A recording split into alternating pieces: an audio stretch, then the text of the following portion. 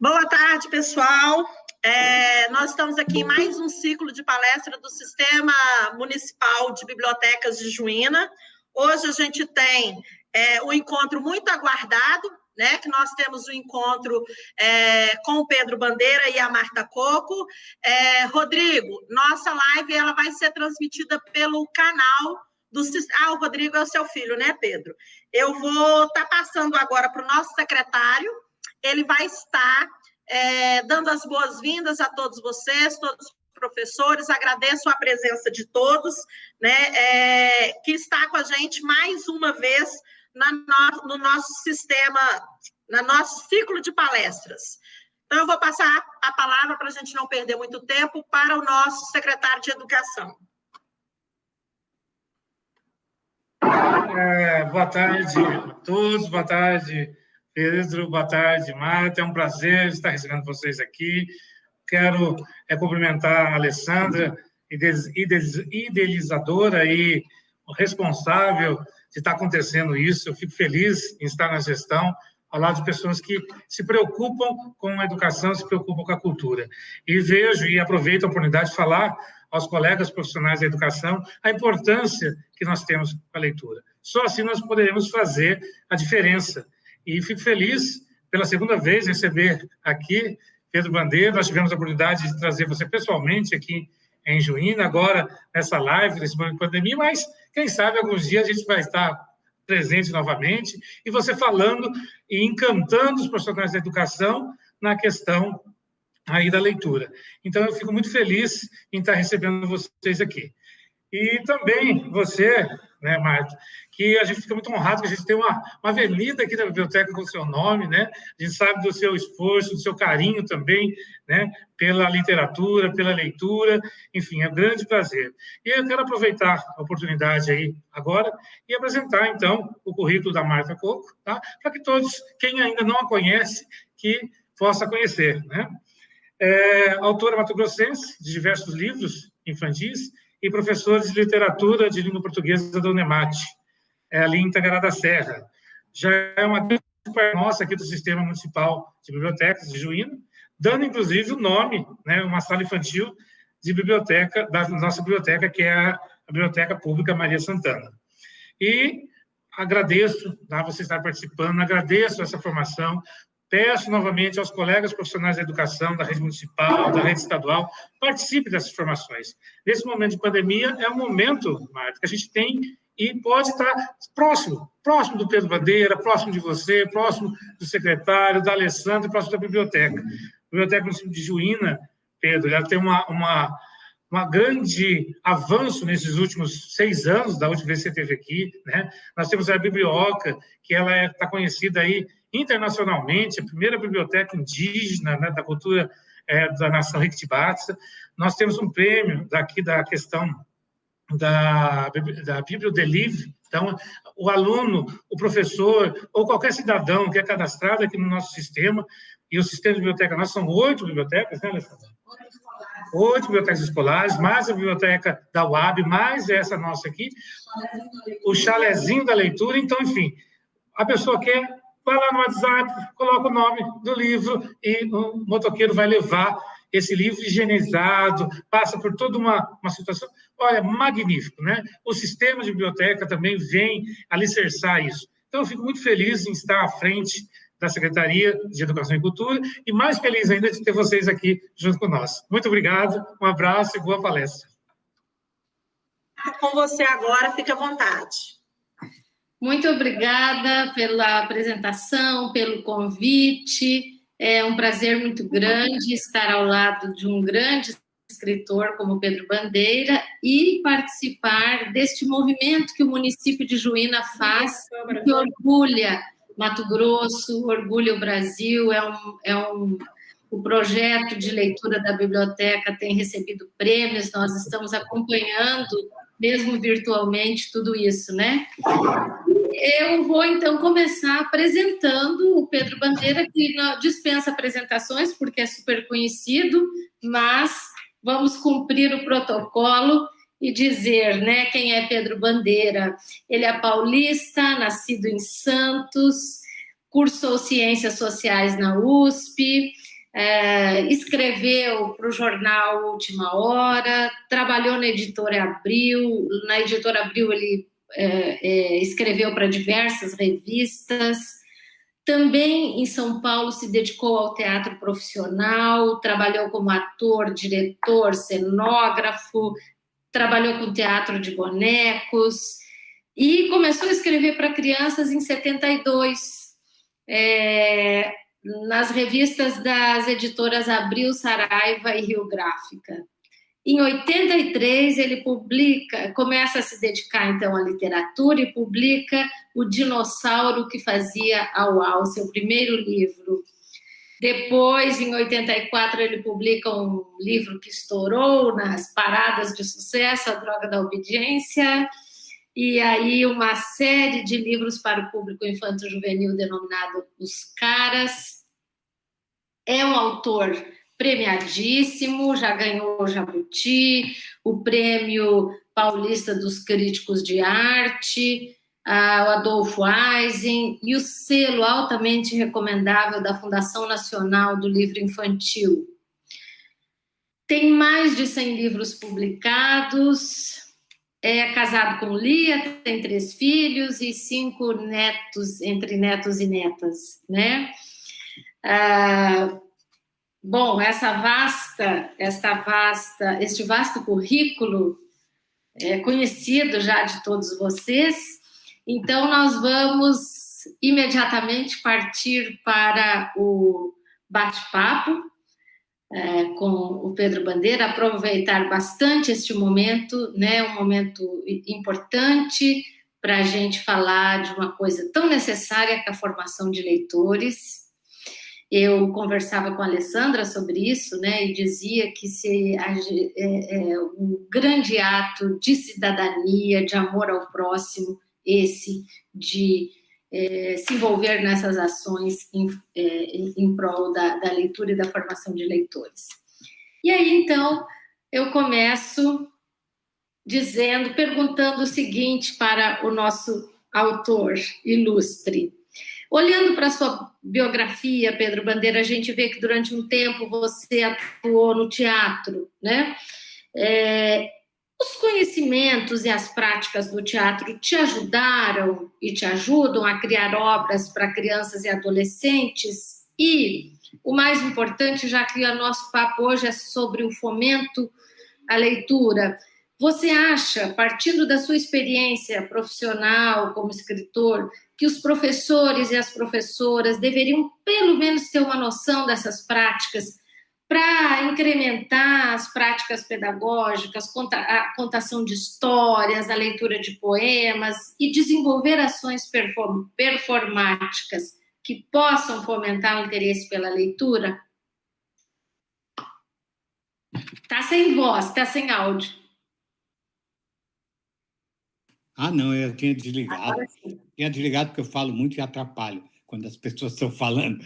Mas que bom eu poder estar falando de novo com meus amigos de Mato Grosso, porque Mato Grosso tem sido, para mim, um estado onde eu tive muitas vezes, e eu recebia muitas cartas, principalmente de Juína, dos alunos de Juína. Recebia, assim, tinha pilhas de cartinhas de Juína, eu respondia a todos. Aposto que esses alunos que eu respondi estão adultos hoje, e aposto que eles ainda guardaram as cartinhas que eu respondia. Mas tive em Cuiabá, Sorriso, Tangará da Serra e Juína, né? Várias vezes. E agora, né, com a pandemia, ocorreu uma coisa, a pandemia só tem coisa ruim, mas tem uma coisa, forçou-nos a usar mais as redes sociais. Espera um pouquinho. Michele, eu estou numa live, tá? Te ligo depois, tchau. Uma netinha tá ligando. Eu desliguei o telefone agora. A ligação tá horrível. Não, eu estou numa live. Daqui a pouco te ligo.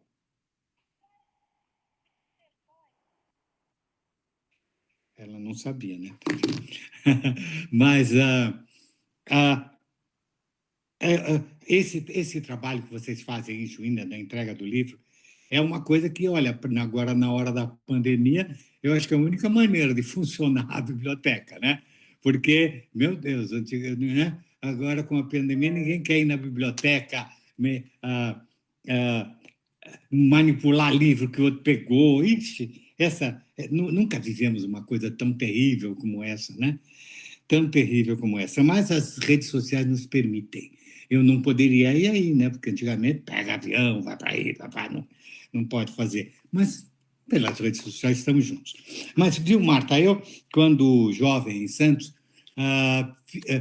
gostei quando fazia teatro amador, fiquei apaixonado por teatro amador. Em Santos, estava morando no fim da vida uma grande jornalista famosa, Patrícia Galvão, a Pagu, que incentivava muito os jovens a fazerem teatro. E ela, com isso, ela abriu minha cabeça, porque eu já com 16, 17 anos, ficava aquela mulher que casou com Oswaldo de Andrade, que viveu a Semana de Arte Moderna, de 22, e era amiga do Sartre, amiga da Simone de Beauvoir, esteve presa pelo Getúlio, cumpriu cadeia com o Getúlio e tudo. Então, a gente ficava deslumbrado, ficava ouvindo falar, ela falava um tal de Sartre, eu não sabia quem era esse cara, aí a gente corria para tentar ler, e eu não entendia nada, né? Mas começou a me abrir a cabeça, porque teatro, porque mulher, que mulher é esse? Então, sabe, fazia a gente ler que nem loucos, ir atrás. E realmente eu acho que ela foi a pessoa que me tornou cedo um intelectual. Mesmo ainda estudante, para não poder ir lá quando ela estava falando, e os outros intelectuais de Santos, e a gente não queria passar vergonha, então eu ia atrás, e aí realmente. Depois, aí eu, como me dei muito bem como ator, eu trabalhava com um grande dramaturgo que veio de Santos, que era o Plínio Marcos, que faleceu, que fez aquelas peças terríveis, né? Navalha na Carne, aquelas coisas todas. Aí eu vim para São Paulo realmente para fazer teatro profissional. Entrei na USP em Ciências Sociais porque eu não queria ser um ator burro. O teatro é uma profissão que você tem que ser intelectual, não dá para ser só fala bem e reinterpreta, não. Você tem que estudar. E você convive com gente assim da primeira linha e tudo. No entanto, o teatro não dá dinheiro hoje como não dava antigamente, né? É difícil viver disso. Então, para eu viver, fui fazer jornalismo. Então, eu trabalhava à tarde em jornal, fazia faculdade de manhã e fazia teatro à noite. Aí foi fui deixando o teatro. E o jornalismo e a faculdade me ocuparam todos os espaços. Foi bom isso aconteceu. Eu imaginava que seria um escritor de teatro, mas é difícil teatro, eu não me dei bem escrevendo teatro. Mas no jornalismo, como eu sempre li muito, escrevia bem, fui indo. Mas não imaginava escrever livro, não tinha essa intenção. Realmente achava que ia me aposentar. Estaria hoje aposentado no jornalismo e ganhando uma aposentadoria desse tamanho. Mas, por sorte, no jornalismo começaram a aparecer pedidos de pequenas histórias para revistas de banca infantis, e eu comecei a gostar daquilo. Então, eu já tinha dezenas de historinhas de banca publicadas, porém, a historinha de banca é muito efêmera, né? Hoje está aqui, depois vai embora. Comecei com um livro. Mas você perguntou se o teatro me ajudou, sim. O teatro me abriu, como eu falei, me abriu a cabeça para a inteligência. Mas a próprio fazer teatral me apaixonou tanto que eu tenho várias peças adaptadas para a literatura juvenil. Exatamente. E a questão que interessa, digamos assim, para nós professores eu percebo, Pedro, que às vezes o professor que tem um pouquinho mais de desenvoltura com a leitura dramatizada, com as performances, ele conquista mais o leitor, porque a gente conquista na escola muitos leitores. Então, às vezes, eu sinto que na formação dos professores, de letras, de pedagogia, principalmente, parece que faltaria no currículo uma pequena noção dessas habilidades que o teatro desenvolve. Mas, Marta, o professor é um ator, sem querer. É um ator. Ele tem que representar. Quantas vezes vocês, os professores estão me ouvindo, você está com um problema em casa, etc., e você chega na classe e você tem que representar. O aluno, aqueles menininhos ou menininhas, ou até adultos na universidade, não tem nada a ver com esse teu problema. E você representa, você sai daquele problema e continua com a mesma cara e tudo mais. E tem que, como é duro, é dureza, mas é assim. Eu sei de professores que chegam e dão aula, como eu vi em teatro, tem uma grande atriz chamada Lélia Abramo, que eu me lembro, ela foi apresentar Roots, Raízes, em Santos. Todo mundo, antigamente, todo mundo de São Paulo, primeiro levava a peça a Santos. Santos era uma espécie de teste antes da estreia. E ela foi... a mãe dela estava exposta ao cadáver. Ela saiu do velório, foi lá, fez a peça e voltou para o velório. Sabe? Tem que fazer. Então é isso. Sem dúvida, A performance ajuda, né? A Cacilda Becker, ela ia com febre de 39 graus entrar em cena. Então, vocês são mesmo, e vocês são atrizes, eu sei, atores, são mesmo. Isso, inclusive, me ajudou na minha carreira como palestrante, como autor. Aí eu fui estudar pedagogia e psicologia do desenvolvimento, me tornei um especialista em psicologia do desenvolvimento e sempre viajei o Brasil inteiro dando cursos de professor. Atualmente, você entra no meu... perguntar uma coisa. Entra no meu Instagram e veja eu lá lendo histórias. Então, Pedro Bandeira, está lá, e tem que ser. Diga, Marta. Maravilha. Não, é porque você falou de uma coisa que eu estou querendo perguntar aqui, que eu acho que uma das coisas fundamentais para o fomento da leitura é a gente ter consciência do papel da leitura na vida das pessoas, né? E aí, eu já vi em várias outras entrevistas suas que você buscou conhecimentos da psicologia do desenvolvimento infantil para construir suas histórias de ficção, né? Então, vamos imaginar que a maioria dos escritores da literatura infantil também tenham esse senso de responsabilidade, digamos assim, com a criança, né? E aí, a minha pergunta é a seguinte: a obra literária, além de promover o desenvolvimento cognitivo, das habilidades de linguagem, que a gente já sabe, né? Da criança e do adolescente, também ajuda essa criança e esse adolescente a compreender os conflitos pelos quais ele está passando, e é por isso que a literatura é realmente uma coisa indispensável na formação do ser humano? A arte, Marta, é indispensável. Sabe, você às vezes vai assistir um filme, e o filme é muito triste, é um dramalhão com a Meryl Streep, você chora. Acabou o filme, você fala, por que você chorou? Porque você aceitou entrar naquele drama que a atriz estava representando sem necessariamente ter que sofrer com isso. Então, você aprendeu a purgar uma emoção que pode ser que um dia você venha a ter, e já está purgada, está resolvida antes. A arte é para isso. Eu não preciso ter ciúme da minha esposa se eu li Dom Casmurro ou se eu li Otelo, sabe? Eu sei o que é o ciúme. Sem arte, a gente não amadurece. Vocês estão falando da marca de uma lágrima, que tem se emocionado na juventude, né? Com a marca de uma lágrima. Então, você sofreu ali, se emocionou com a história da Isabel, sem ter que passar por aquele problema.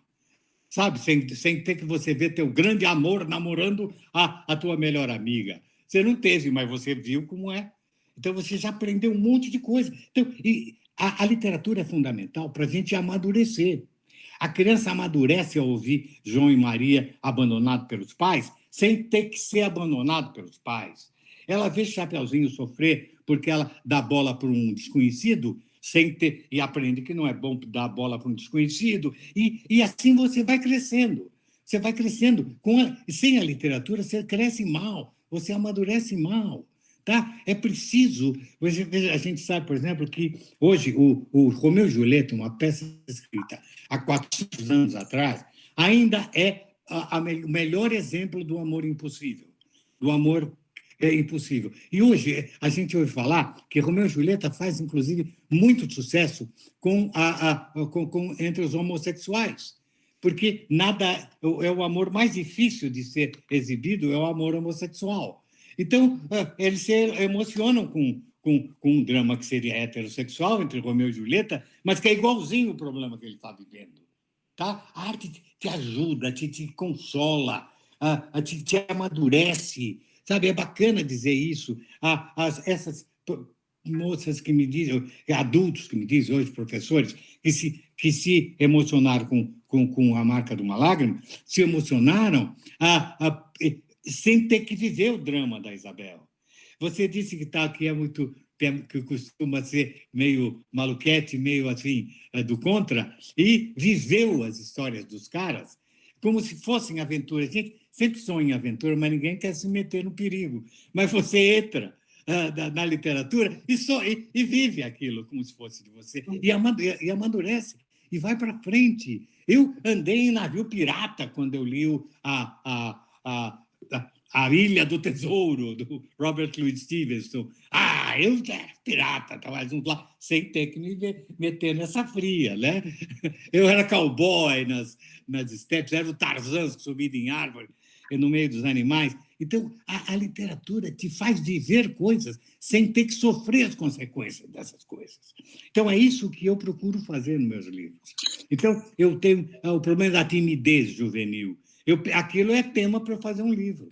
Porque eu sei que o tímido, uma hora, vai crescer e vai enfrentar, o mundo vai provocá-lo e vai obrigar que ele atue.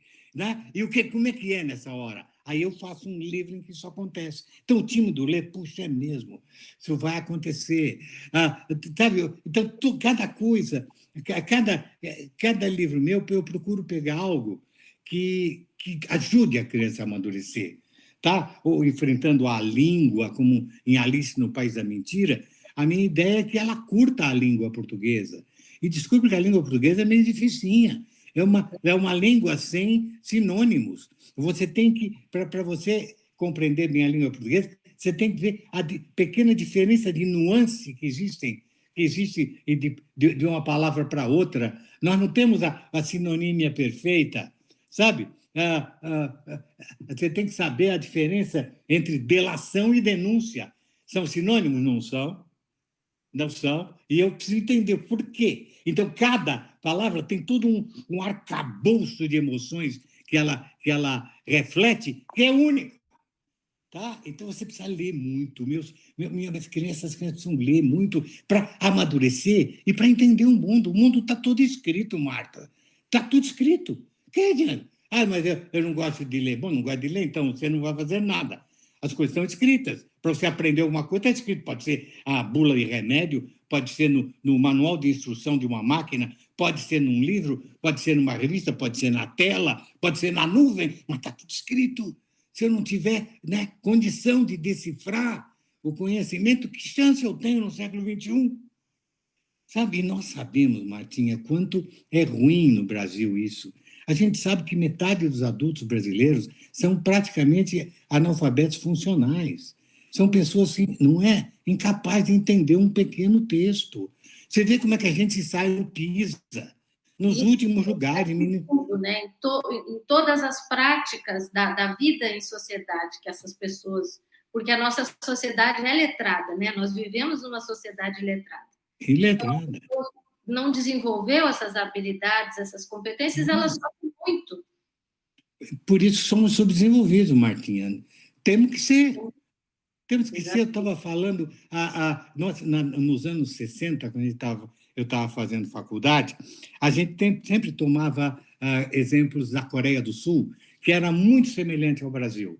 Mesmo a renda per capita, todos os problemas que a Coreia tinha, saída de uma guerra terrível, né? Até perder o norte lá para aquele gordinho lá. Então,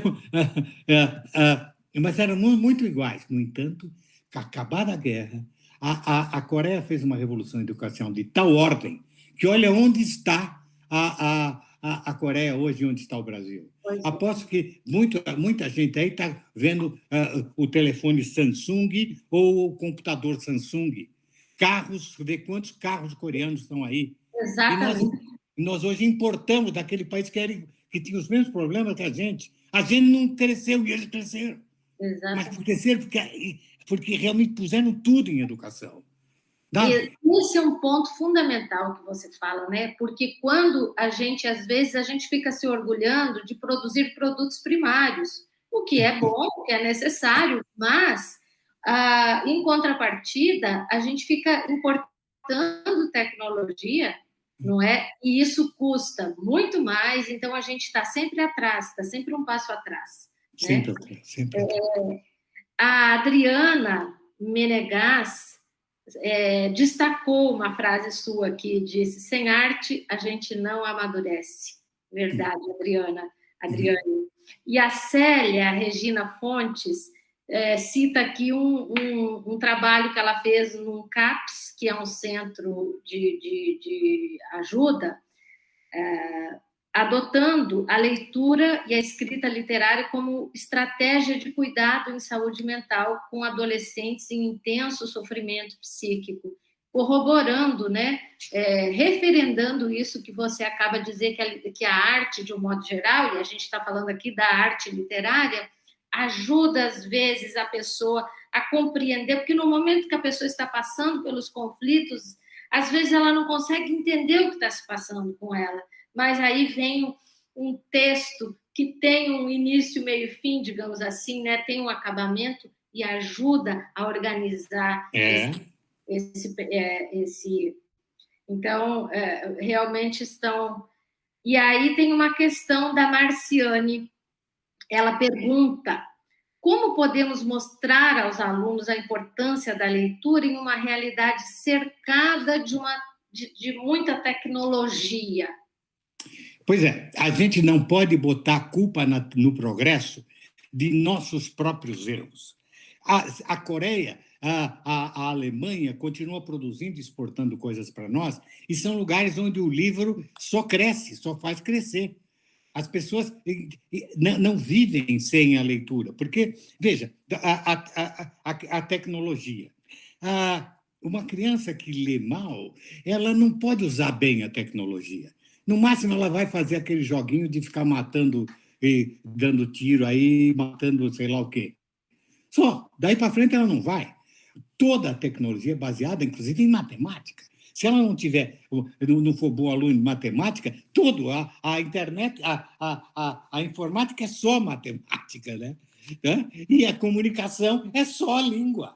Não é nada senão língua, tá? Tudo é língua. O cinema é língua, o teatro é língua, tá?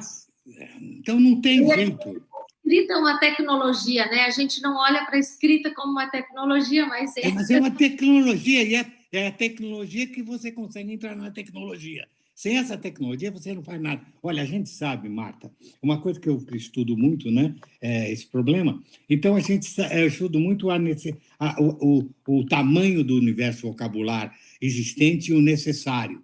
A gente sabe que uma pessoa como você é capaz de, ao falar e ao escrever, chega a usar 15 mil vocábulos da língua portuguesa. Mas, além desses, Marta, você tem mais 30 mil vocábulos que você, eventualmente, não usa no seu dia a dia, não usa para falar, mas que você compreende quando lê ou quando ouve. Então, você conhece 45 mil vocábulos da língua portuguesa, é um monte. Mas a gente sabe que um analfabeto pode chegar à velhice manipulando, tendo apenas 1.500 vocábulos. Isso é insuficiente para ele conversar. Ele não consegue bater papo com um amigo com 1.500 vocábulos. Ele não consegue entender uma novela da televisão. Ele não entende a linguagem da novela da televisão. E ele se sente marginalizado, de certa forma, né? Ele é totalmente marginalizado. Se eu pergunto a uma pessoa bem alfabetizada como foi seu casamento, ela diz: ai, Pedro, você não imagina, eu estava tão nervosa, aí e tal, e o Alfredo estava esperando na igreja, aí eu atrasei, e não sei o quê. Ela vai usar um monte de vocábulo para te explicar. Se eu perguntar para um analfabeto como foi o seu casamento, ele: Foi extremo, eu não sei. Ele não tem palavras para passar uma emoção para mim. Ele não tem. Veja que infeliz que é essa pessoa. Então, a gente não vem. A gente põe a culpa na televisão ou no videogame ou não sei o quê, uma culpa que é nossa. Uma criança que teve em sua educação colo da mamãe, cantando acalantos quando ele era bebê, conversando muito, para que ele não fala ainda, mas o vocabulário, o saquinho de vocabulário passivo está aberto. Ela está engolindo aquele monte de coisa que está entrando lá. Não importa, está entrando na memória dele. Agora, se você não falou com ela, se você não contou histórias, se não pegou um livrinho colorido e mostrou, olha que bichinho, e essa criança vai chegar na escola, inclusive, muito zerada. Vai ser difícil a professora deixar completar aquilo tudo que a família não deu. Tá? Você vê, a adoção escolar é feita em Juína, sim, é feita em São Paulo, sim, no Rio, sim, mas não é feita em Londres, não é feita em Nova York, não é feita em Berlim. Por quê? Porque não precisa. Os pais se encarregam disso. Isso. Sabe? Eu ia fazer uma pergunta nesse sentido para você. Antes, deixa eu ler aqui um depoimento de duas leitoras, fãs suas, que estão ouvindo. A Luciana Queiroz está Lucileia Queiroz, desculpa, falou que A Marca de uma Lágrima e A Droga da Obediência e A Droga do Amor foram os livros mais lidos na biblioteca em que ela trabalhou. E a Luciana Chaves, que é de Minas Gerais, de Contagem, Minas Gerais, falou que é uma honra estar, né, com você, que é um autor maravilhoso. A Anne Duarte, que a arte literária que pela arte literária e pela ludicidade a criança aprende com muito mais prazer e eficácia. A Fátima Faria destaca que você uma das suas falas, dizendo que realmente o professor é o maior artista que nos rodeia todos os dias e muitas vezes não se consegue perceber o trabalho extremo que o professor faz no seu dia a dia, né? A Leila Pimenta Dombrowski anota aqui que no ano passado trabalhou com um livro seu, com os alunos do 9º ano, que é A Droga da Obediência, né? Um projeto de intervenção literária que os alunos amaram.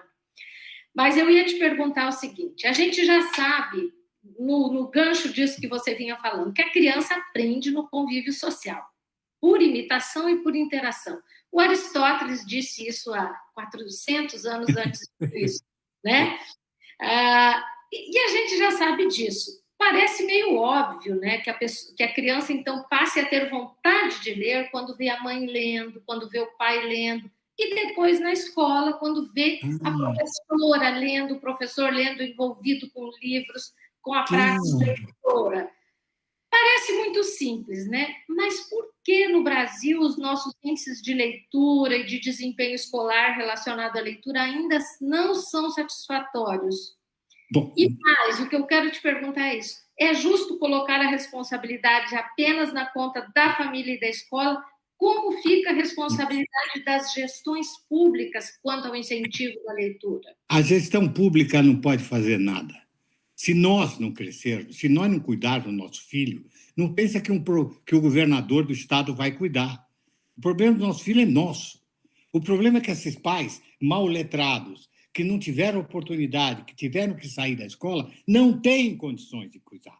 Então, por isso que nós precisamos que, num primeiro momento, uma revolução no governo para que possa, sabe, a Juína possa ir atrás das crianças que estão com dificuldade em casa. A criança que não tem. Então, essa criança nós precisamos ter verba mesmo para quase que internar essa criança, ficar o dia inteiro na escola, desenvolvendo várias atividades, tá?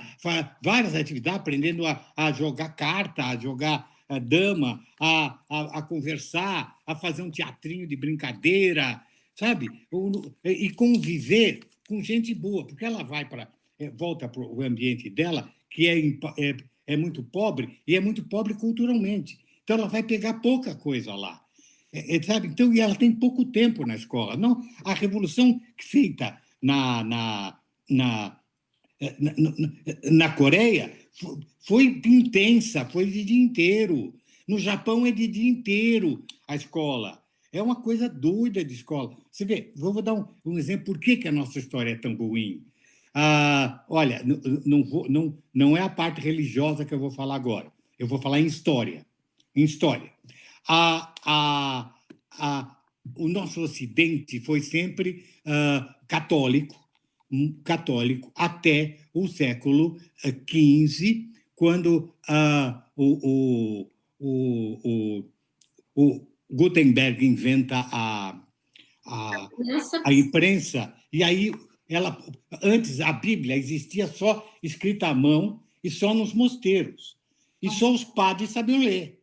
E as pessoas totalmente analfabetas iam à igreja e ouviam a falar da Bíblia através do discurso do sacerdote. Ninguém tinha condição de pegar uma Bíblia e não sabia. Então não tinha escola, não tinha como alguém ler. Aí o Gutenberg consegue imprimir milhares de livros e milhares de Bíblias. Um pouco depois, também um padre alemão chamado Martin Luther, ele briga com o Vaticano, rompe com o Vaticano, e que os católicos passaram a chamar essas pessoas que protestam contra o catolicismo de os protestantes. E uma das coisas que ele faz imediatamente, Lutero, é dizer assim, para você ser cristão, é necessário que você conheça pessoalmente a palavra de Deus. Como é que você não basta a oitiva, não basta ouvir a palavra de Deus interpretada por outros. Você tem que ler, você tem que conhecer pessoalmente. Para conhecer pessoalmente, você tem o quê? Tem que ler a Bíblia. Então, uma revolução educacional. Todo mundo, nessa época, dizia, mas por que o senhor vai mandar o seu filho para a escola? Para que ele possa se tornar um bom cristão.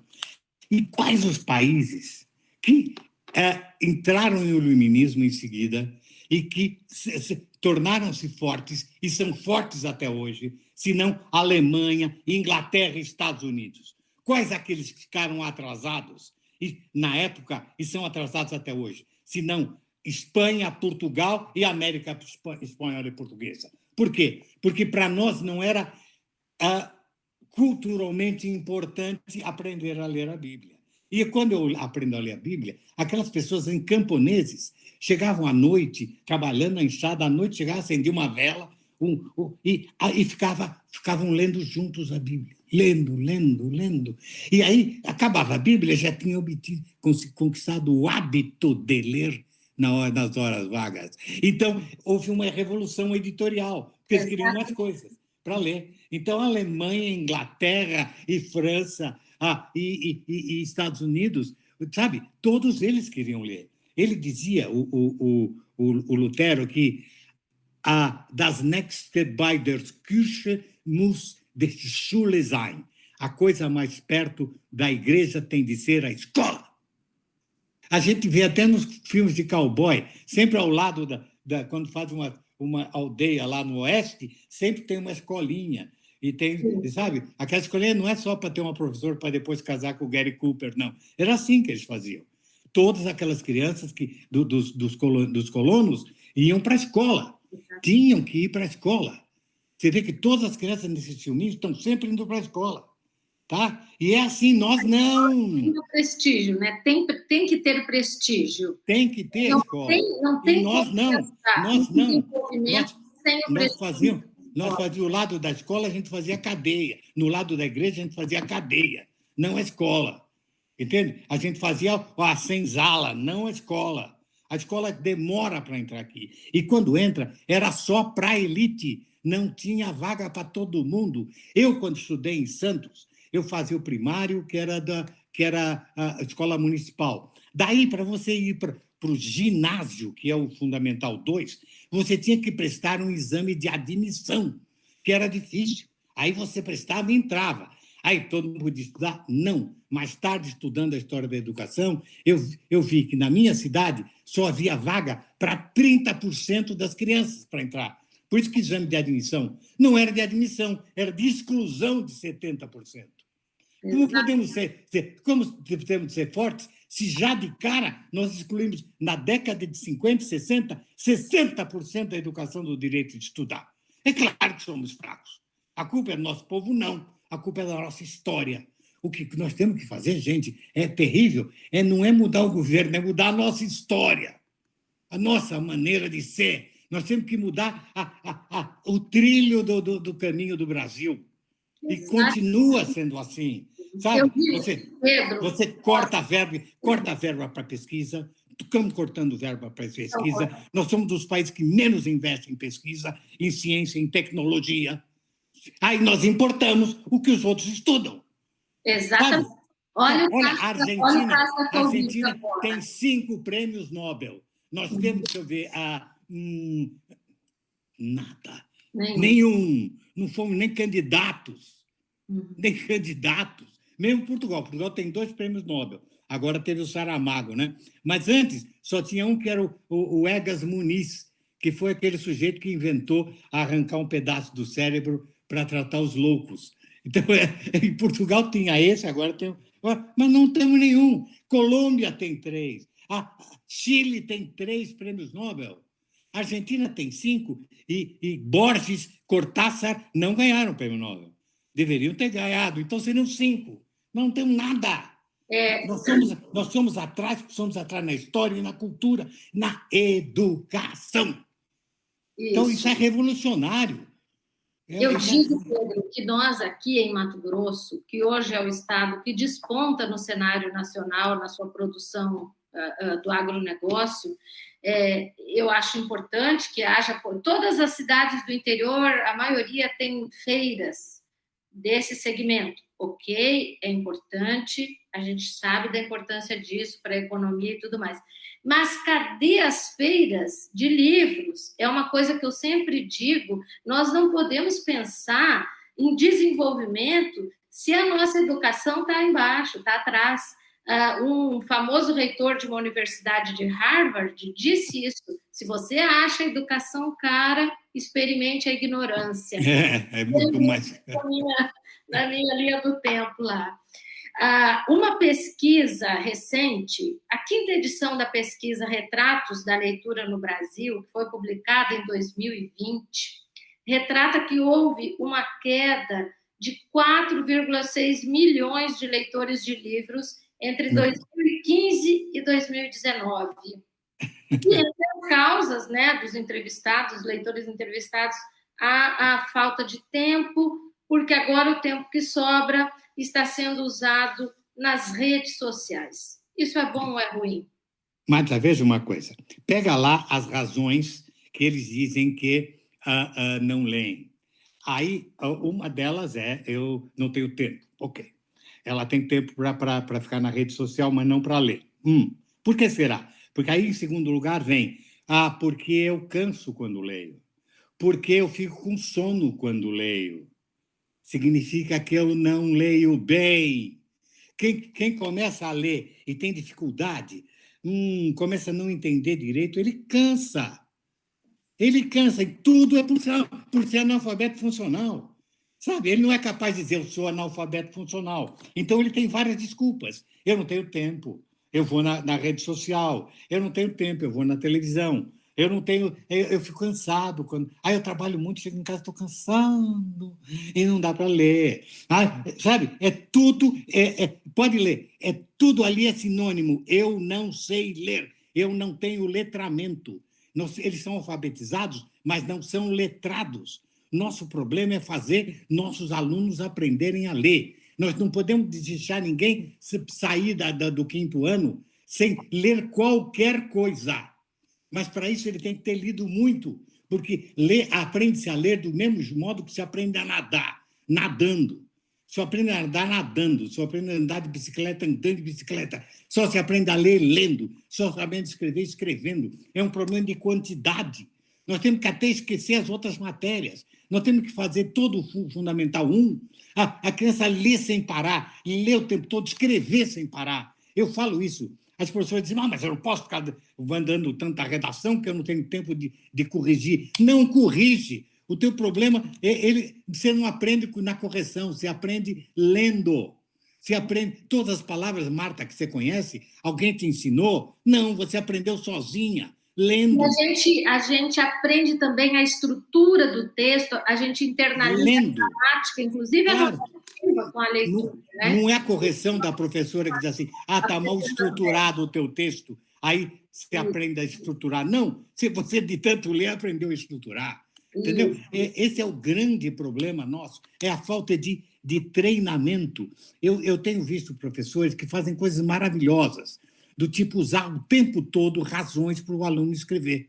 Então, por exemplo, vem 2 meninos brigando. Eu briguei lá no recreio porque esse me empurrou. Eu não estou entendendo nada. Cada um sente na sua carteira e escreva o que aconteceu para eu ver quem tem razão. O moleque está quente de raiva, ele vai lá e escreve.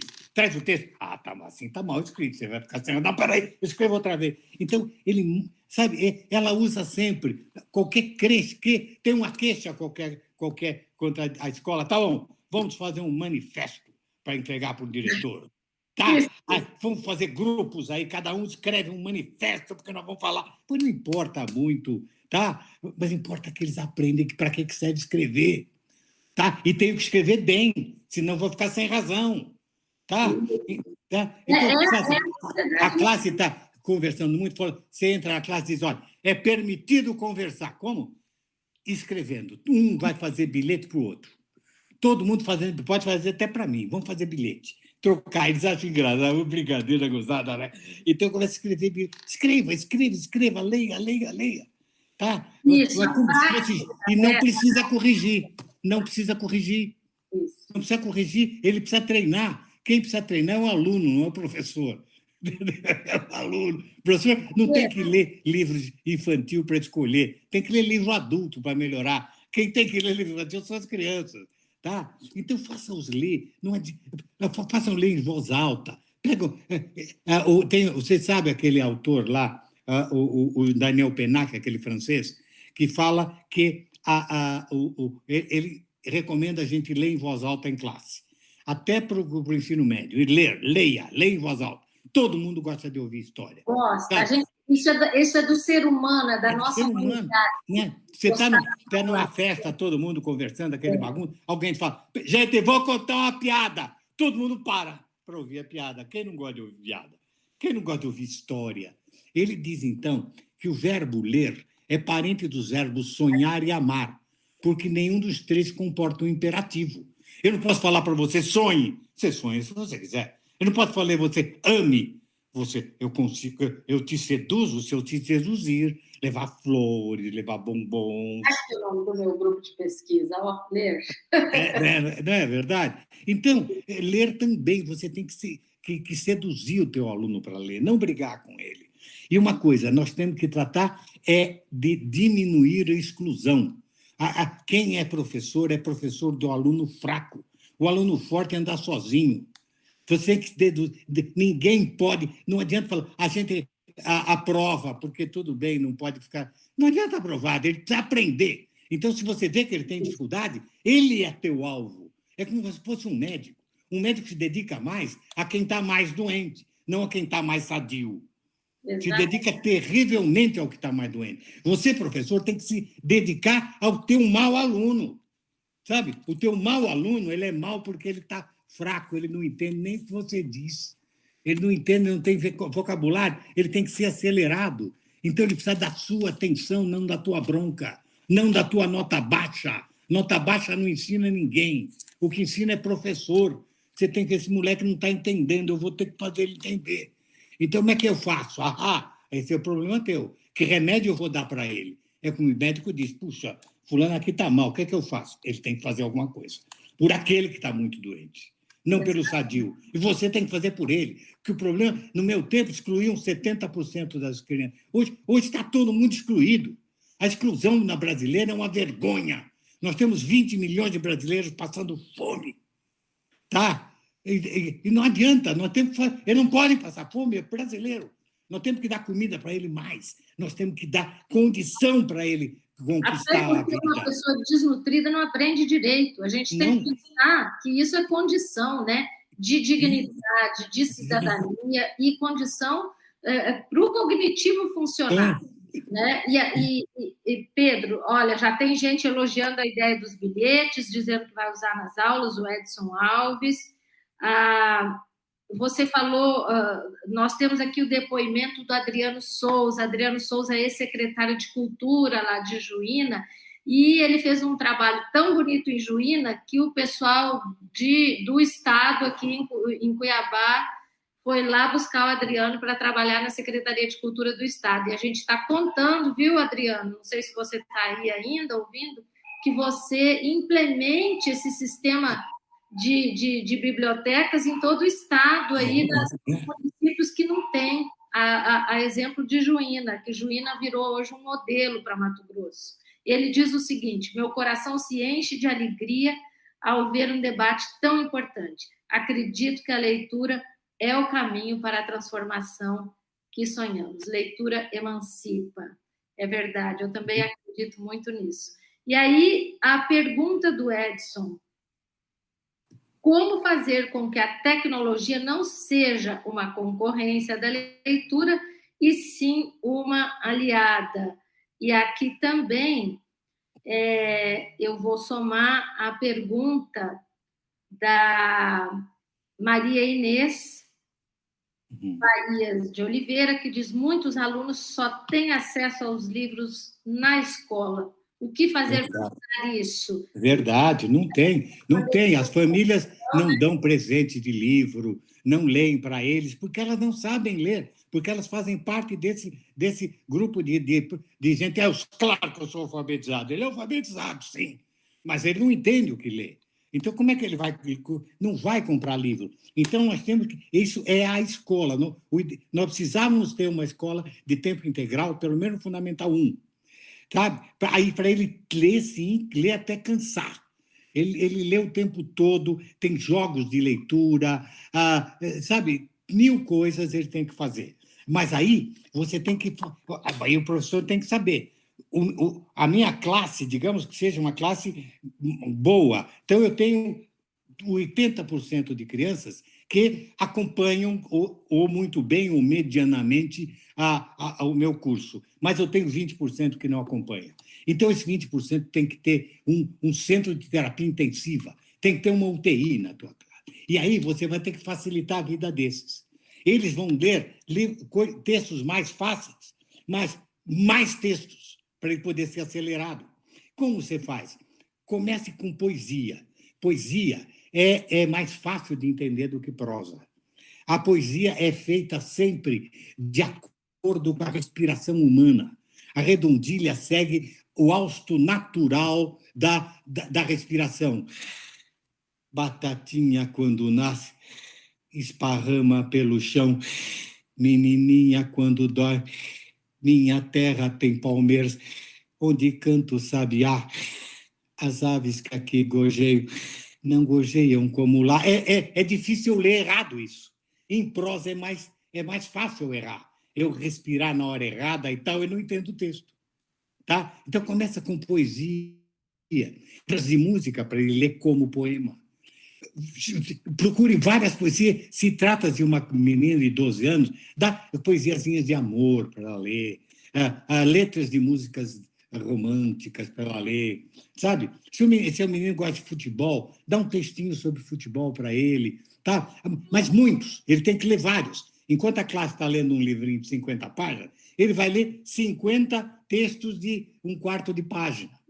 Porque aí ele vai ver 50 estilos diferentes, 50 modos diferentes, 50 necessidades de compreensão diferentes. Você está lá acelerando ele. Enquanto a classe que só está lendo um livro, está lendo uma maneira de ver, um estilo só. Então, você acelera esse moleque. E sempre uma coisa, para de brigar com ele. A culpa de não ir bem não é dele. Não adianta dizer que ele é preguiçoso, vagabundo e tal, não adianta dar suspensão, não adianta brigar. Sempre diga: muito bem, meu filho, agora leia isso. Se ele leu mal, não diga que ele leu mal. Pega o seguinte, pega o celular e grava enquanto ele lê em voz alta. Depois faz ele ouvir. Você vai ver que ele vai tomar um susto, ele não sabe que lê mal. Fala: tá vendo, meu filho? Nós vamos agora chegar, lê de novo, grava de novo. Agora dá outro texto, manda ele ler, e vai. Dedique-se a ele. Se você não se dedicar, ninguém vai se dedicar. O pai dele é fraco, a mãe é fraca, a vovó é fraca. Não é porque ela não queira, ela é fraca. Então, se você não tentar, coitado dele, não adianta você suspender o moleque. Ganhe o moleque, e você só ganha o teu aluno com carinho. Eu tenho uma professora maravilhosa que me falou assim, eu, quando começo uma classe, sempre tem aquele menininho que tenta te testar, que faz umas baguncinhas, conta uma piadinha, olha em volta para eles rirem. Não briga com ele. Na próxima aula, fica meio perto da porta, quando ele entrar, acaricia o cabelo dele e sorri para ele. Ele vai tomar um susto. Ele achava que ia tomar bronca. Ele não vai ter coragem de te provocar. Puxa, ela me acariciou. Entendeu? Não fala nada, só acaricia a cabecinha dele. Tá, você vai ver, você ganha. É pelo amor que a gente ganha eles. Não é pela bronca, não é pela nota baixa. Exatamente. Nota baixa não ensina ninguém. Eu o teu amor que vai ensinar. É sedução, como diz o Penac. Nós precisamos seduzir a criança.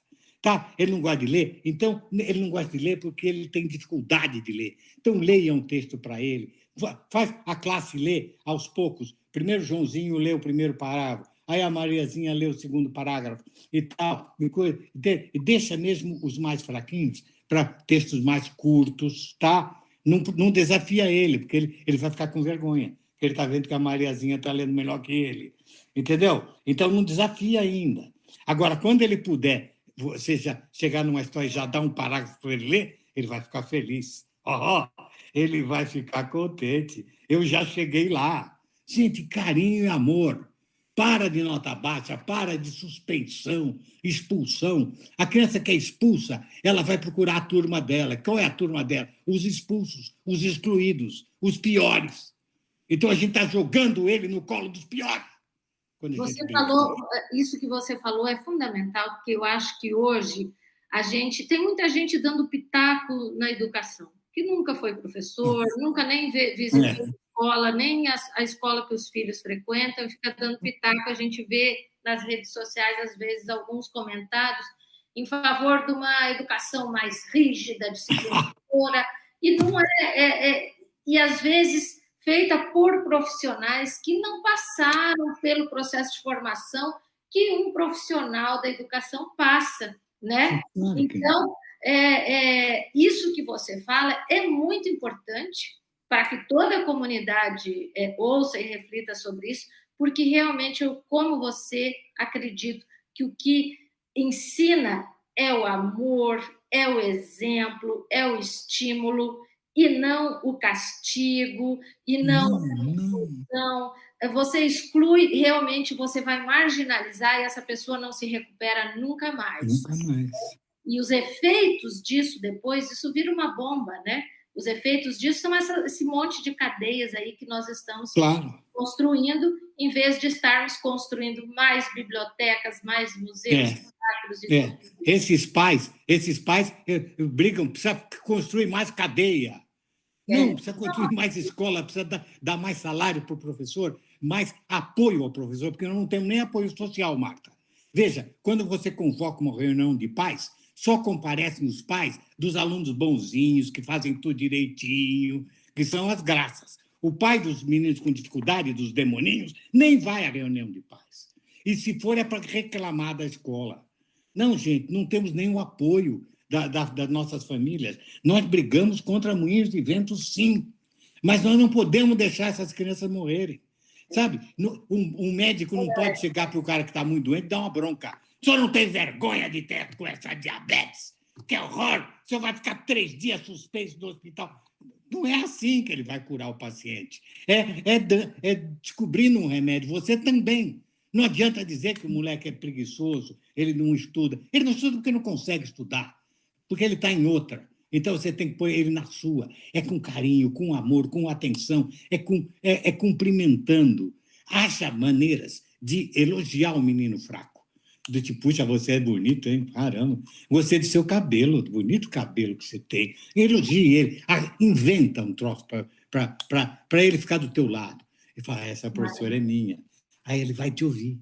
Mas se você der bronca, Ele já cansou de ter bronca.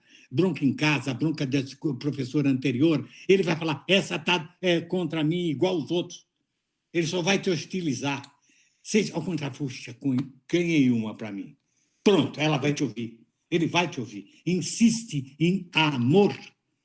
Em amor, não em bronca. Ele não tem culpa. Como um doente não tem culpa de estar doente. O médico não pode brigar com o doente. O professor não pode brigar com o aluno. Se ele está mal comportado, ele tem um problema enorme. Se ele está te xingando de palavrão, imagina ele adulto xingar um adulto de palavrão mais tarde, vai apanhar na cara. Entende? Ele tem que falar, meu Deus, como é que vai mal. Violência, né? É? E a violência gera violência. Claro! Esse negócio, a escola tem que ser dura. Você acha que, então, eu vou levar um médico, aquele médico é duro, ele só dá atestado de óbito, alta para ninguém. Esse é um bom médico.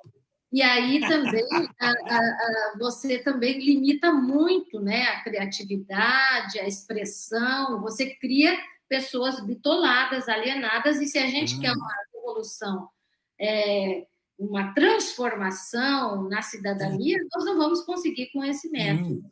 Você não pode brigar com o erro, é necessário errar. É errando que se aprende.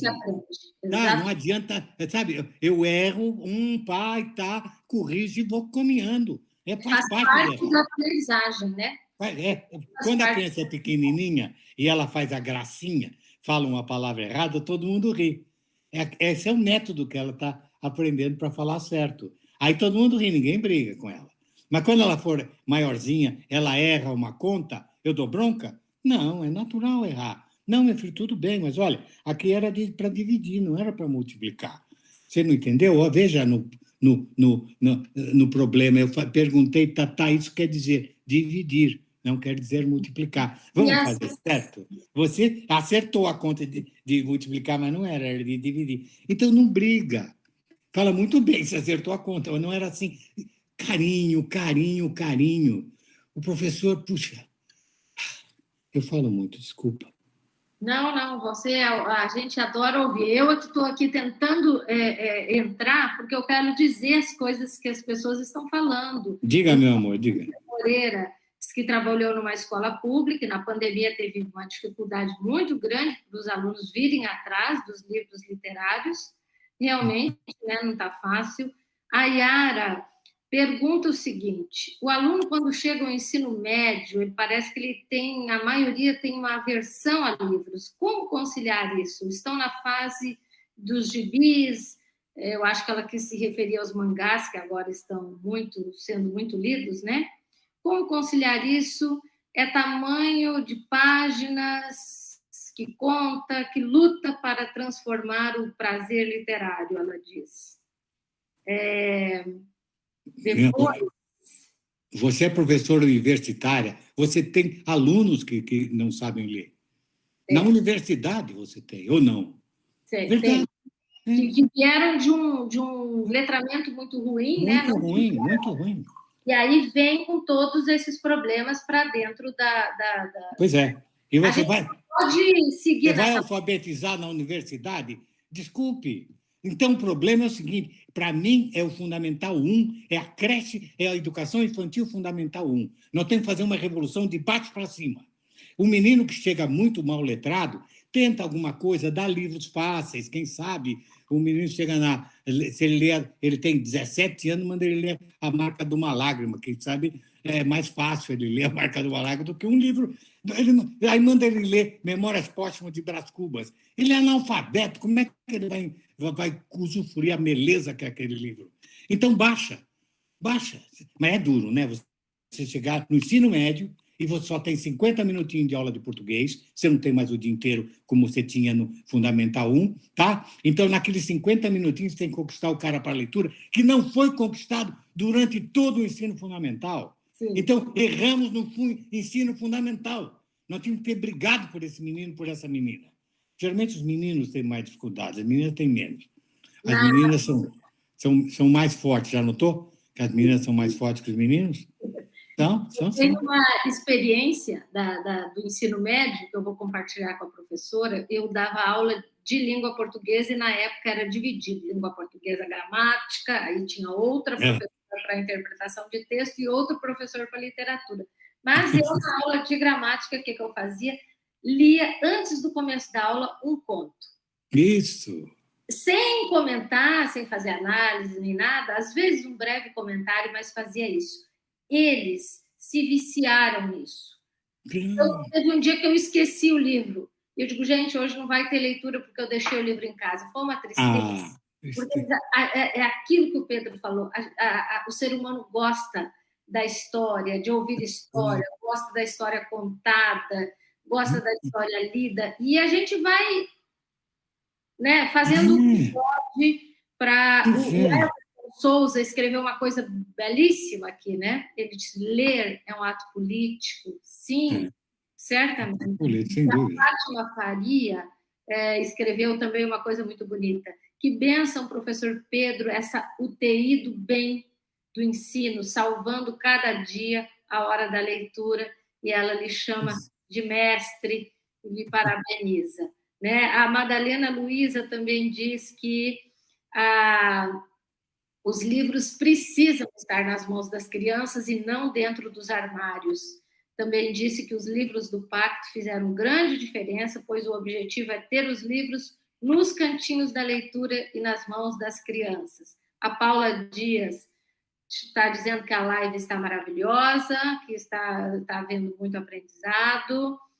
E a Cláudia Araújo disse que ganhou leitores na biblioteca onde trabalho, dando oportunidade aos alunos de escolherem os livros que iriam adquirir.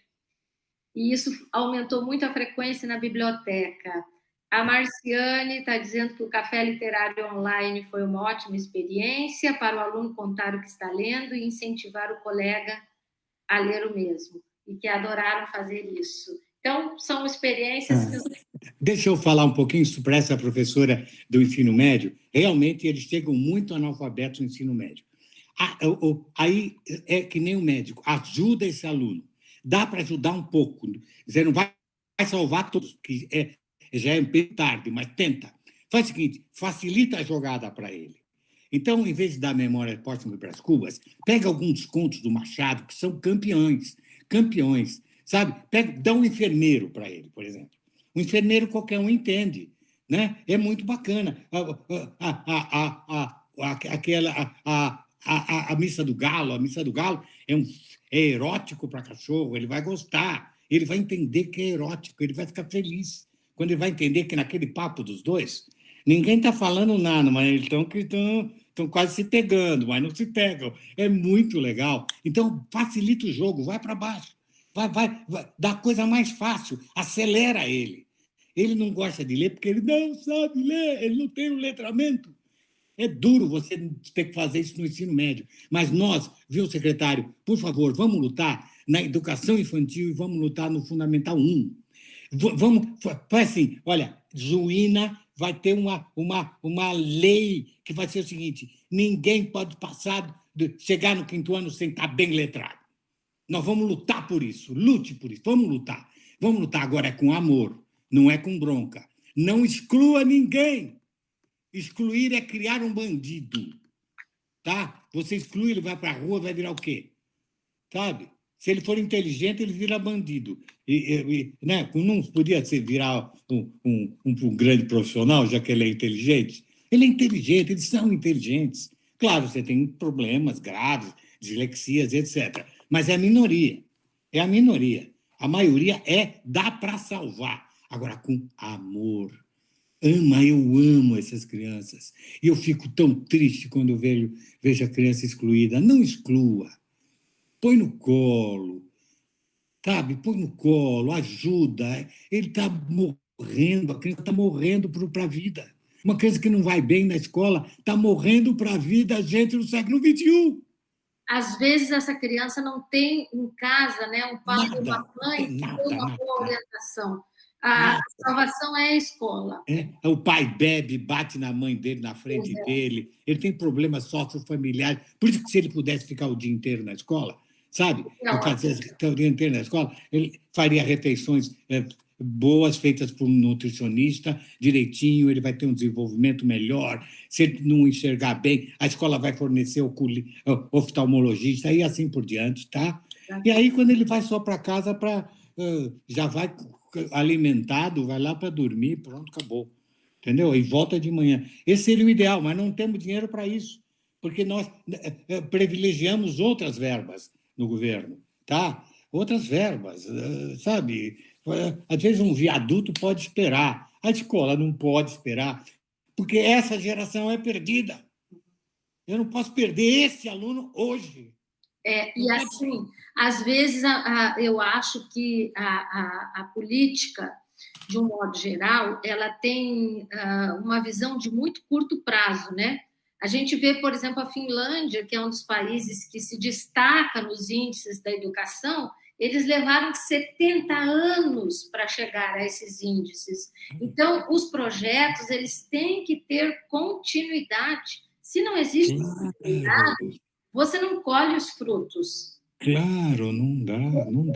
Não ter assim, não pensar a curto prazo. Às vezes, a gente planta uma sementinha, a árvore vai florescer daqui a 10, 15, 20 anos.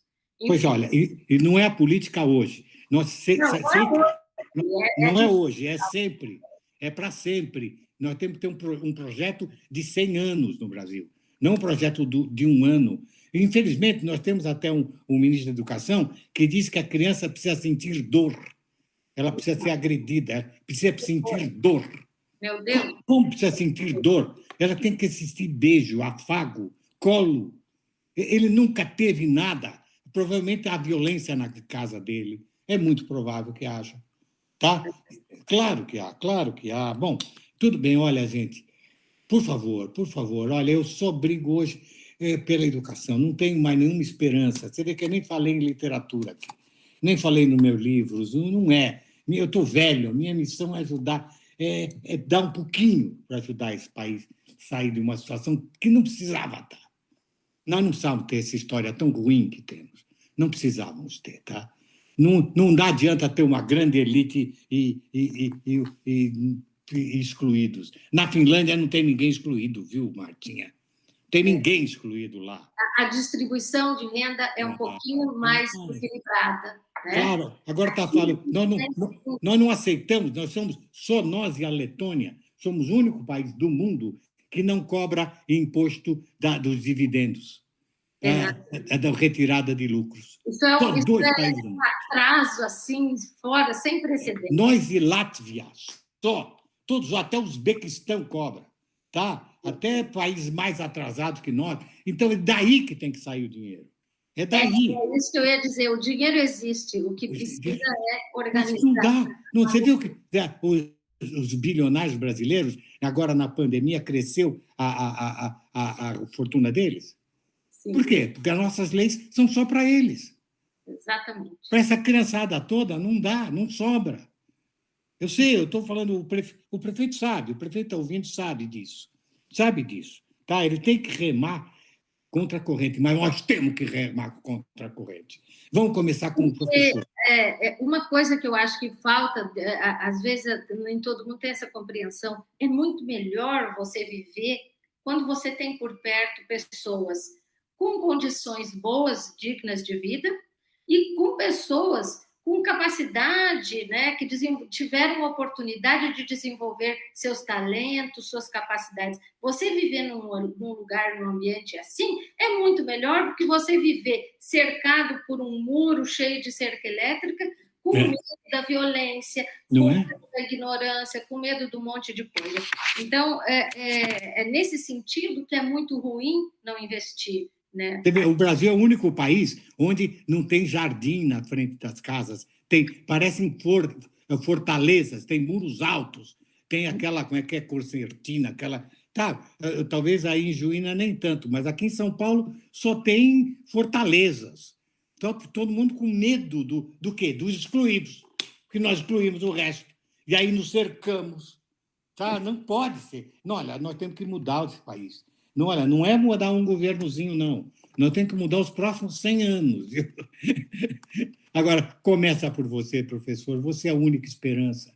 Só você pode salvar essas crianças no Fundamental 1. Só você, querida. Só você. Político nenhum vai pôr essas crianças no colo. Só você pode pôr no colo. Só você pode criá-los brasileiros mais fortes, mais conscientes, capazes de mudar o Brasil. Minha única esperança é você, professor. Não tem outra. Não tem outra. Não adianta. Não, nós vamos elogiar um grande presidente que vai... O presidente nenhum vai resolver nada. Nós vamos resolver.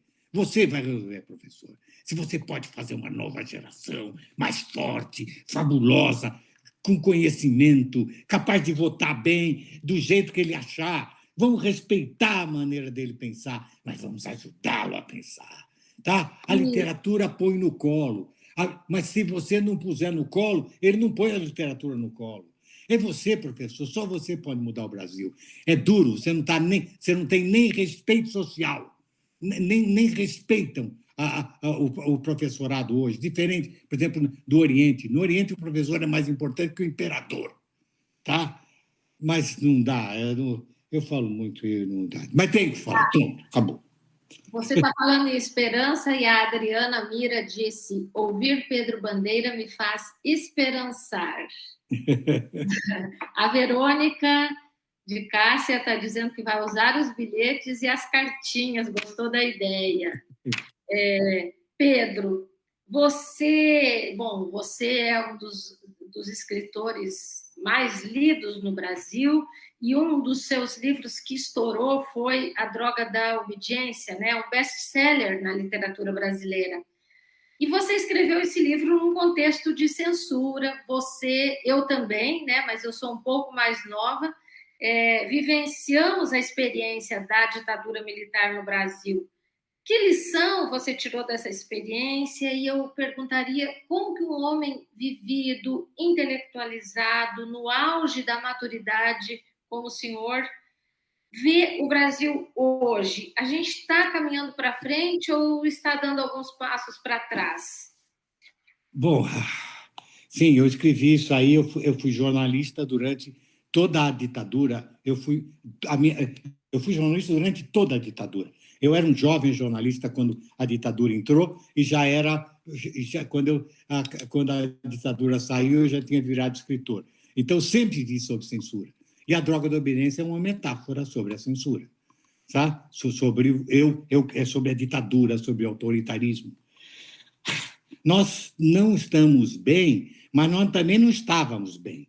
Nós não estávamos. É pena que nós estamos recaindo. Você vê que o número de leitores diminuiu.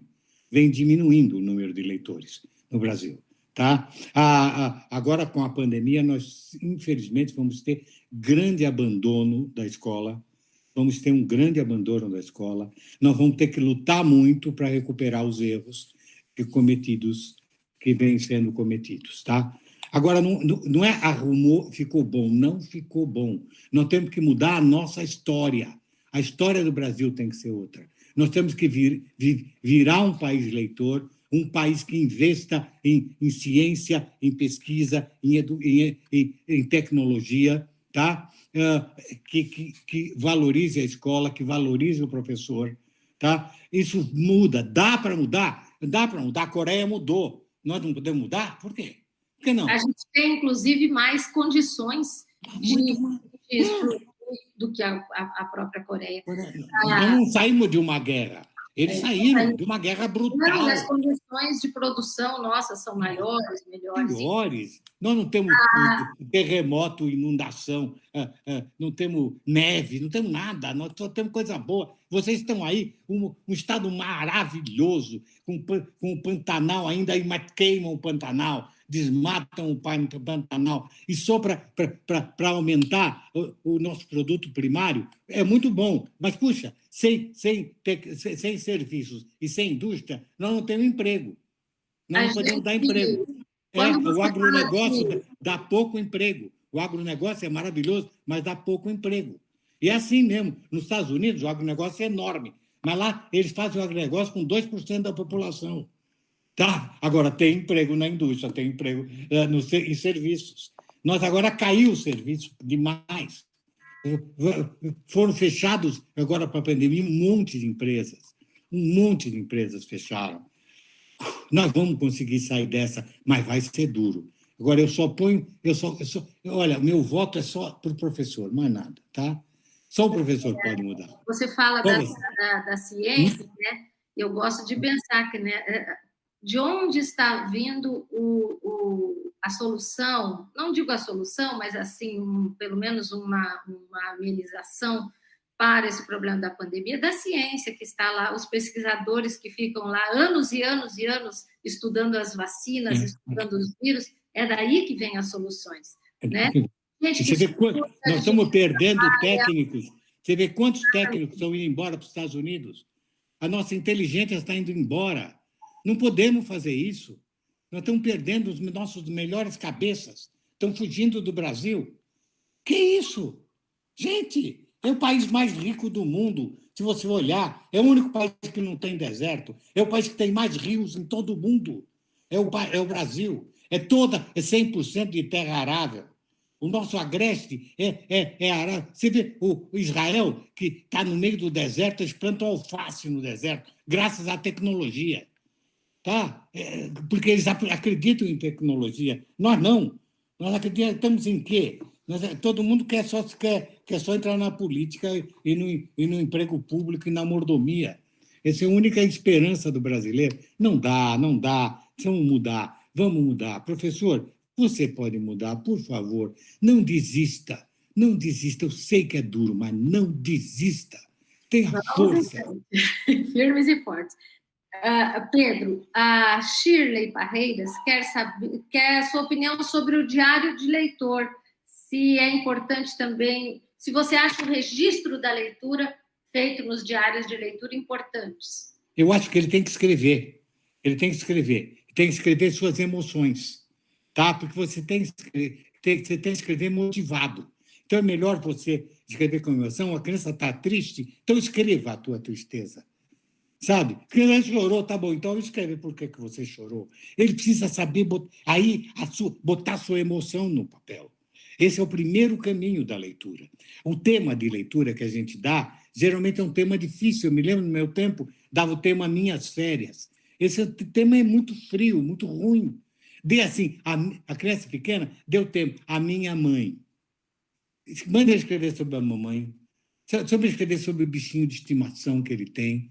Ele tem um cachorrinho, ele não tem um bichinho de estimação, então escreva sobre o bichinho de estimação que ele gostaria de ter. Pode ser um dinossauro, um elefante, o que for. Deixe ele livre para escrever, tá? Mas faça-o escrever e faça-o pôr as suas emoções. Só dê temas quentes, relativos à emoção da criança, tá? A criança está... Qualquer coisa, tem a seleção brasileira, os meninos do Fundamental 2 estão falando sobre seleção. Manda ele escrever sobre a seleção. Ele quer que o jogador do time dele entre na seleção. Manda escrever o que ele quiser.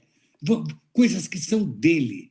Sabe? Paixão. Quando ele está no Fundamental 2, manda escrever sobre paixão. Tá? Manda escrever. Faz o seguinte, manda ele fazer uma redação com o nome suposto da menina que ele está querendo e do menino que ela está querendo.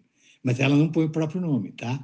Então, ela põe e diz, e descreve e tal. E depois, aquilo é misturado. Então, você põe para a Márcia pelo Temístocles. Escreve qualquer coisa embaixo. A Márcia vai pegar, nossa, tem alguém apaixonado por mim. Tá? Entende? Coisas assim, sabe? Isso precisa corrigir? Não precisa. Além de porque ele vai ser lido pelo colega, ele capricha mais, porque o colega é muito mais duro. Ele errou, ridículo, ele não sabe escrever e tal. A professora não, a professora compreende, né? Não briga. Mas o colega fica bravo, né? Faz uma redação e troca para ser corrigido pelo colega. Ele vai caprichar mais. Entendeu? E é bom não para o corrigido, para o corretor. Porque o corretor vai... Como é que ele escreve essa palavra? Aí ele vai ao dicionário. Sabe? Então... E cria maneiras e brincadeiras para trabalhar a língua, escrever e ler o tempo todo, tá? Faça isso. Nós já passamos bem da nossa aula, né? A Madalena está relatando aqui que ela viu uma pesquisa da Unesco que aponta para 2030 a educação como a solução para os problemas mundiais. Eu acho que sim, que talvez não seja a solução do ponto de vista pragmático, imediato, mas com a educação, com a leitura, você forma pessoas mais sensíveis, mais empáticas com os outros, com o planeta. Nós estamos com a Terra com os dias contados, se a gente não mudar, né? Não mudarmos os nossos hábitos, não mudarmos o nosso modo de consumo, enfim. E deixa eu ler mais, tem muitos elogios aqui, não sei se eu vou conseguir ler todos. A Shirley quer saber a sua opinião sobre trabalhar gramática a partir de trechos de obras literárias. Bom, todos estão dizendo que você é muito sábio, que as suas palavras enchem de entusiasmo, que ouvi-lo é ouvir um mestre do conhecimento, enfim. Olha, gramática, teríamos que fazer uma live inteira para discutir isso. Esse é um dos grandes problemas de você pegar criança não letrada, mal letrada, e ficar discutindo regra gramatical. É melhor, se ela de sempre, antes de ter gramática, ela leu bastante desde o primeiro aninho, cansou de ler, leu historinha, leu tudo, pega um gibi, manda ele ler qualquer coisa, manda eles lerem. No meu tempo tinha uma coisa boa, era o cinema, porque não havia legenda nos filmes. Então, ou a gente aprendia a ler depressa, ou não podia ir ao cinema. Hoje em dia, todos eles pegam os filmes dublados, e tem nem esse treino mais eles têm. É ruim, né? É ruim. Então, gramática, gente, não força a gramática mesmo. Não adianta ter esse professor que dá gramática. Não dá. Faz o professor que dá gramática, dê leitura. Dá leitura. Tá? E faz uma coisa, pega a leitura e cometa um erro de gramática na transcrição e dá esse texto para as crianças. As crianças, como? Elas vão descobrir o erro. Aí você discute por que aquilo está errado. Tá? A criança vai descobrir. Põe um erro cabeludo no texto e ponha esse erro. E eles têm que achar o erro. Aí eles acham, você discute. Mas discute sempre na prática. Na prática, no texto. Não fora do texto. Tá?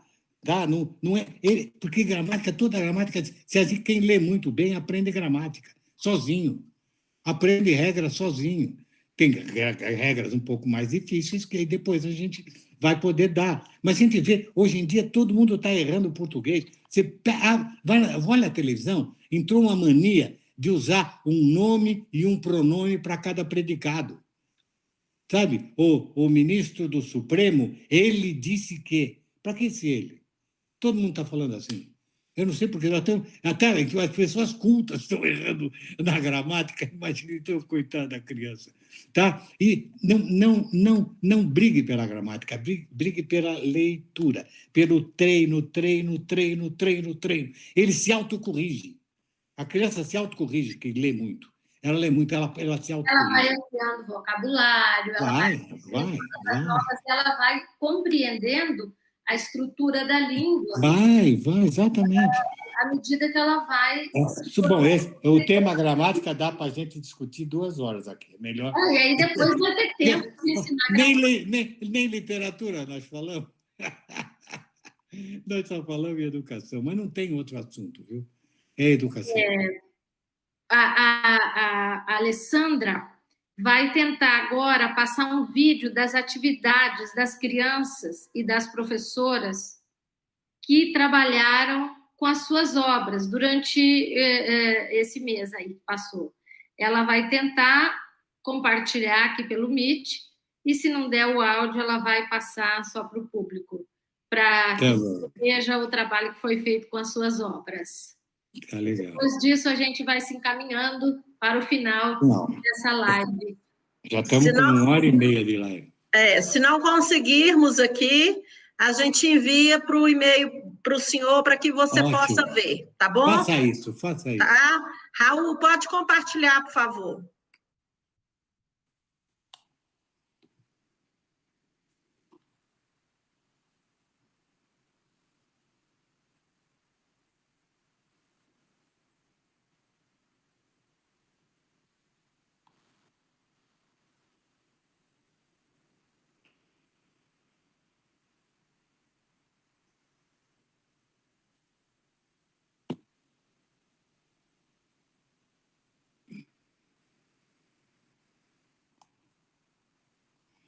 Bom, não está dando, né? Não está dando. Não está dando. Eu vou estar disponibilizando. Manda para mim. Eu vou disponibilizar para você. Parece que ele vai tentar agora. Obrigado.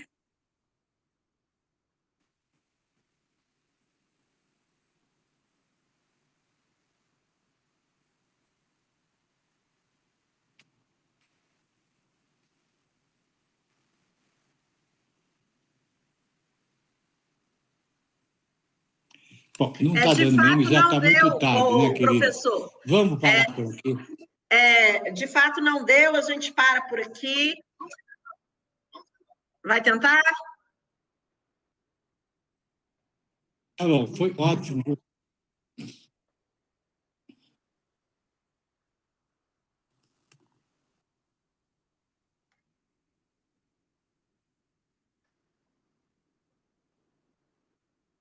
Ai, que bonitinhos. Que lindos. Olha só, as princesas. Olha que desenhista maravilhoso. Nossa. Tem uns que desenham bem, hein? Caramba. Olha que amor.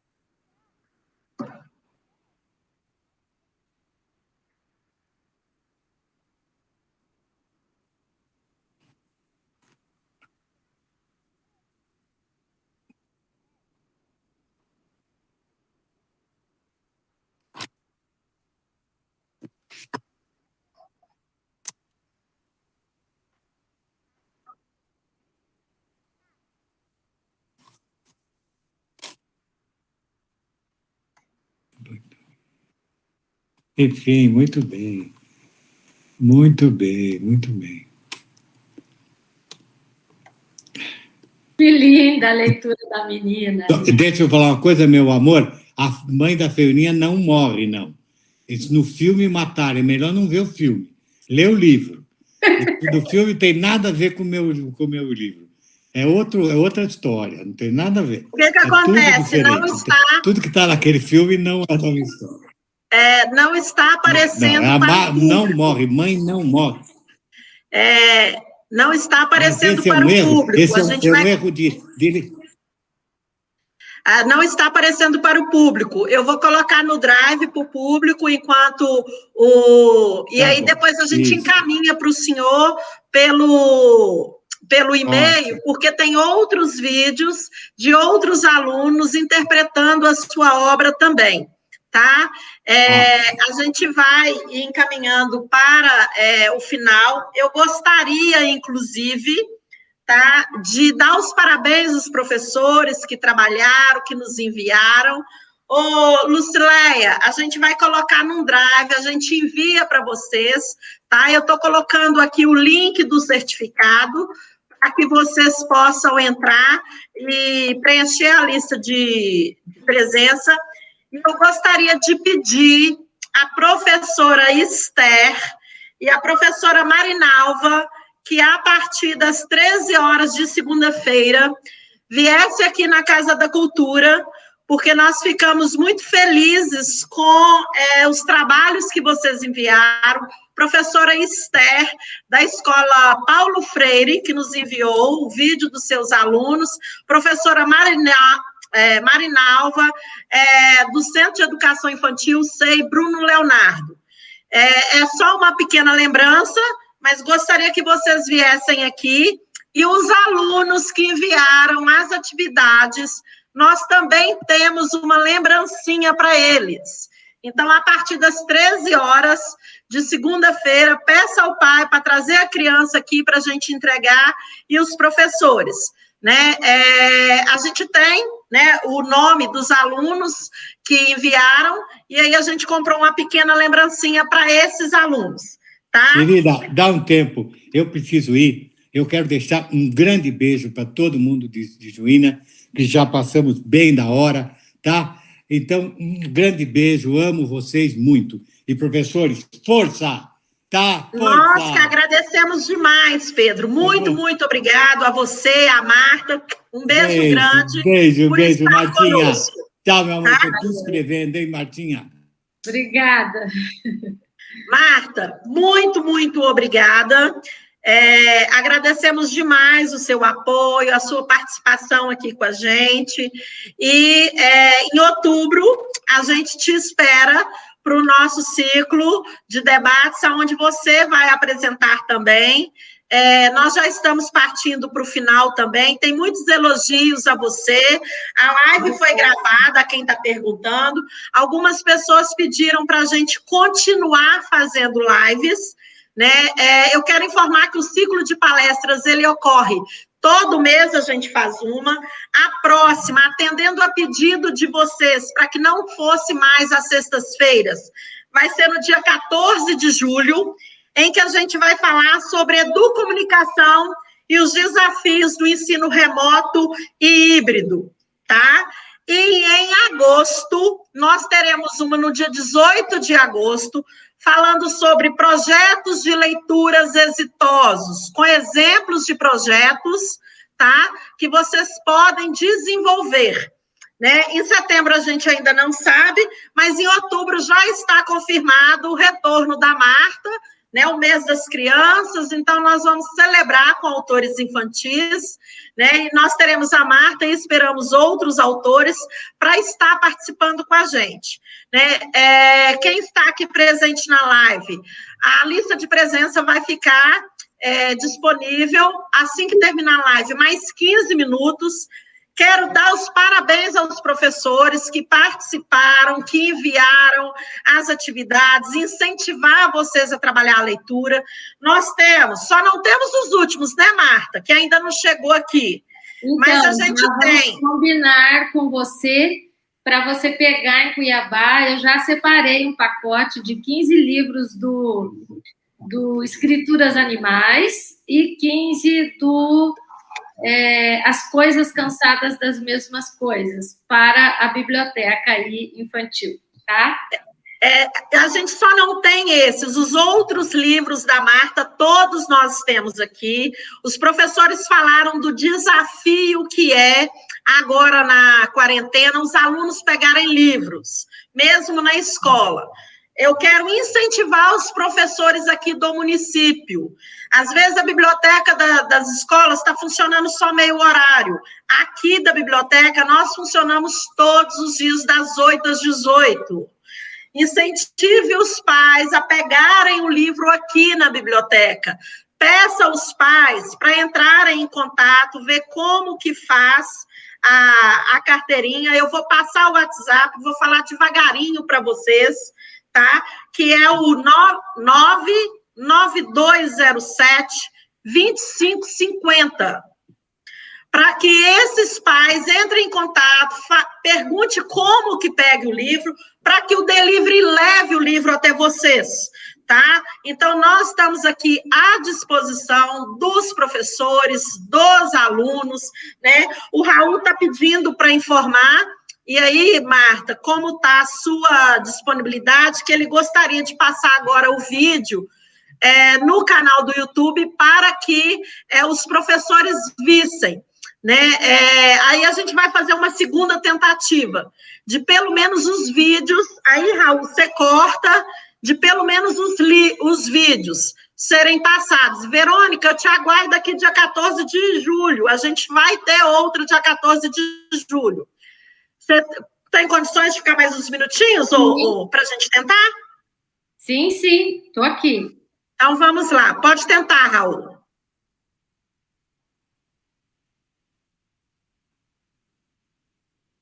Enquanto ele tenta, eu quero dar os parabéns para Ana Paula Assis, que diz que na escola dela, como é rural, uma escola rural, os livros já vão junto com as apostilas.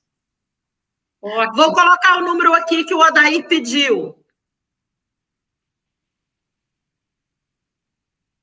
Eu acho que a apresentação dos slides aparece para a gente, porque a gente está na plataforma do Meet, mas mas ele vai tentar passar agora direto no YouTube. Ah, sim. Não vai aparecer para a gente, mas vai aparecer para os alunos, para o público. Certo.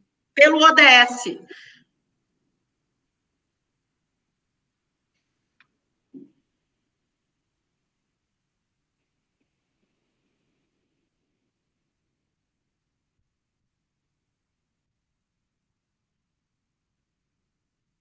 Ah, está aparecendo.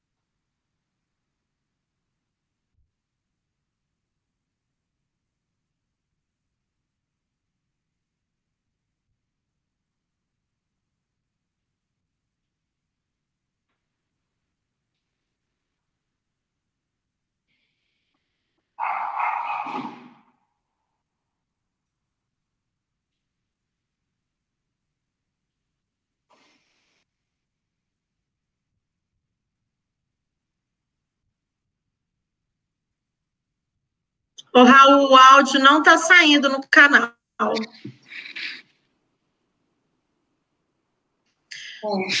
Pessoal, o áudio não está saindo. Realmente, a gente está com dificuldade técnica aqui, né? Mas a gente vai disponibilizar no Drive, a gente envia o Drive junto com os certificados. Os certificados estão demorando um pouquinho, porque a gente está com dificuldade de recursos humanos aqui na biblioteca, tá? Mas quem precisar antes pode solicitar, quem quiser os vídeos, pode solicitar aqui também no telefone do sistema, que a gente envia para vocês. O Raul também já disponibilizou o Drive aí. Eu vou novamente colocar a lista de espera aqui. E, Marta, mais uma vez, muito obrigado pela sua disponibilidade, muito obrigada pelo seu carinho com a gente, né? Você realmente, aqui entre os autores mato-grossenses, para nós, é a nossa referência com autores infantis, e a gente espera que essa seja a sua primeira participação no nosso ciclo, de muitas que virão pela frente. Maravilha, eu que agradeço, adoro estar entre professores empenhados nessa tarefa, que não é fácil, mas também não é tão difícil assim, de formar leitores.